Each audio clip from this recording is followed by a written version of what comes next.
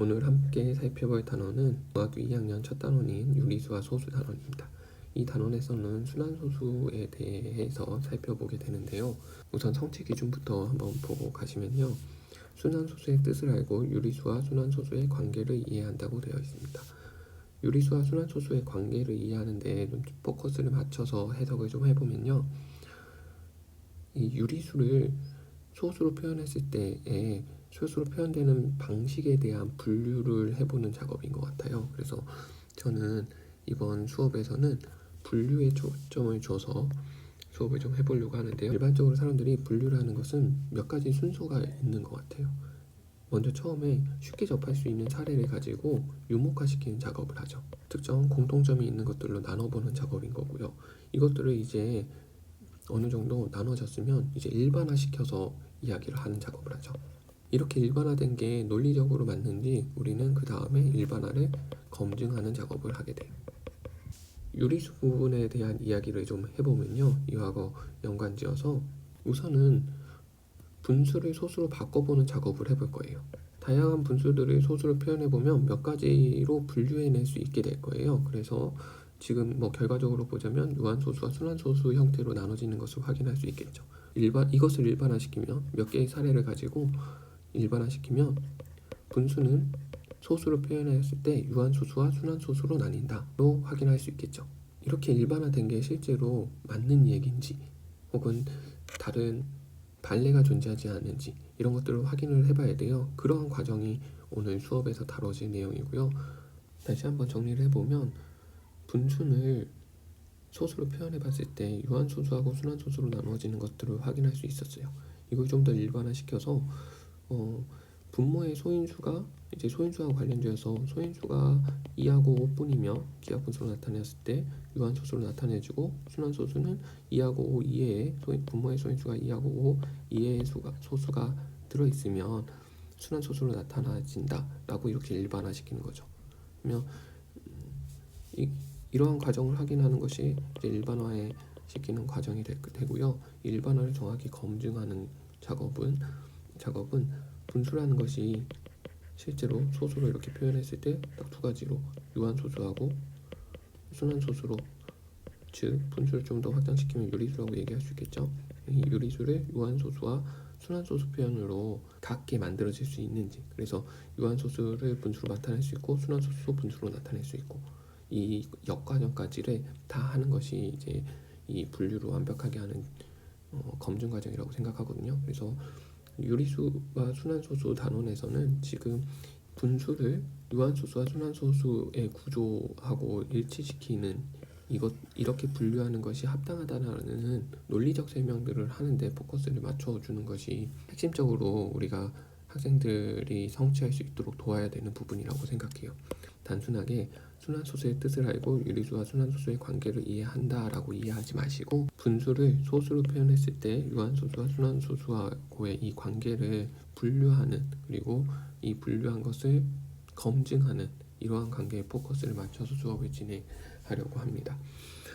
실제 학습지를 한번 이제 본격적으로 살펴보면요. 먼저 제가 샘플로 5개의 분수를 줬어요. 그리고 추가로 분수를 더 적어보게 하는데요. 앞에 거하고 분모가 다른 분수를 좀 학생들에게 적게 해서 다양한 형태가 나올 수 있도록 뒀고요. 그 다음에 아래에는 이제 분수를 소수로 바꿔보는 활동을 시켜봅니다. 근데 아직 순환소수를 정의하지 않았기 때문에 그냥 이렇게 초등학교 때 배웠던 형태로 점점점을 이용해서 표현하도록 해보면 되고요. 이것들을 이렇게 다 해보고 이 소수 이쪽 표현, 소수 표현을 보고 2개의 그룹으로 한번 나눠보게 하는 작업을 하는 거죠.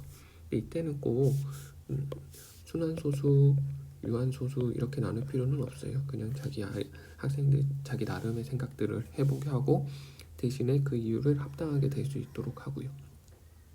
그리고 친구들 의견을 좀 공유해보면 아마 순환소수하고 유한소수 용어를 쓰진 않지만 혹은 무한소수와 유한소수 형태로 구분하는 아이들이 있을 거예요. 그럼 오늘은 그 형태로 진행해보자 라고 해보면서 저는 학생들이 스스로 교과서를 보고 해결할 수 있는 부분은 그냥 교과서를 보고 하게 만드는데요. 이런 순환소수를 순환소수 점을 이용해서 표현하는 0.6점, 마이너스 0.5 이렇게 표현하는 과정들은 굳이 선생님이 설명할 필요가 있는 게 아니라 교과서만 봐도 충분하다고 생각해요. 학생들에게 교과서를 한번 찾아보게 하고 예시도 한번 살펴보게 하고 그리고 본인들의 것들을 한번 나타내보게 하는 작업. 일반적인 수업에서 중요하게 여기는 부분이 이런 형태, 이쪽 부분을 강조하고 설명을 많이 하시는데 이런 부분에 대한 설명보다 원리에 대한 설명을 많이 하시고 정의되어 있는, 깔끔하게 정리되어 있는 부분들은 스스로 읽어보고 스스로 적용할 수 있도록 도와주시는 것이 아이들이 내 사고력 향상에 훨씬 도움이 될 것 같고요. 그래서 이렇게 한번 나타내보는 활동까지 하고요.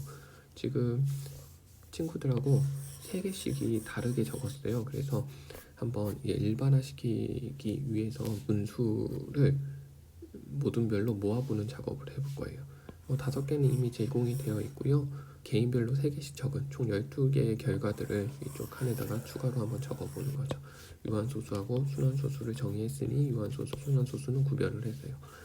이렇게 적어보고 학생들에게는 이 유한소수와 순환소수를 구분하는 방법은 어떻게 해야 되는지에 대해서 고민해 볼 수 있도록 모든 별로 의견을 주는 거죠. 근데 초점은 포커스는 분수를 보고 분수의 모양을 보고 어떤 차이가 있는지 분모의 소인수에 관한 개념에 접근할 수 있도록 조금 유도하는 발문이고요. 그리고 이제 유한소수와 순환소수로 나타낼 수 있는 것들을 한번 아이들이 정리한 내용 바탕으로 정리를 좀 해주고요. 과연 모든 분수들이 유한소수와 순환소수로 표현이 될 것인가에 대한 이야기들을 조금 해보려고 합니다. 실제로 나눗셈을 해보는 것이 좀 유의미해요. 7분의 1 같은 경우가 순환마디가 6개짜리로 반복되는 거고요. 13분의 22 이런 좀 복잡한 거 해보고요.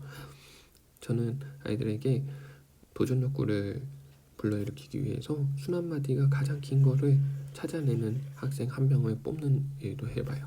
그래서 분모를 다양하게 해가지고 실제로 순환이 되는 건지 안 되는지 순환마디가 누가 더 길게 찾았는지 이런 것들을 확인해 보기 위해서 제일 긴 걸 찾는 학생을 찾는 활동들을 좀 해보고요. 그리고 실제로 모두 순환소수가 되는지 유한소수가 되지 않는 다른 분수들은 즉 분모의 2와 5 이하의 소인수를 가지는 분수들은 다 순환소수가 되는지를 확인해 보게 하는데 이것은 실제로 교과서에도 나와 있고 의미 있는 작업이에요. 분모에 있는 숫자보다 적은 게 나머지로 나오기 때문에 언젠가는 반복될 수밖에 없다라는 논리적 구조를 설명해 준 형태로 수업을 합니다. 다시 오늘 활동을 좀 정리를 해보면요. 분수를 한번 소수로 표현해 봤더니 유한소수하고 순환소수로 표현되는 것들을 확인할 수 있었어요. 그리고 이것들을 좀 일반화시켜서 분모의 소인수가 2나 5뿐이면 유한소수가 되는 거고 그 이외에 있으면 항상 순환소수가 되더라라는 이야기를 한 거죠. 근데 이게 완벽해지려면 소수들이 분수로 가는 것까지 해서 분수, 즉 유리수 표현은 유한소수와 순환소수 표현과 일치한다라는 형태까지 가야 돼요. 그래서 다음 시간에는 이 부분 역과정을 하게 될 거예요. 즉 소수를 분수로 표현하는 방법에 대해서 학습하게 될 겁니다.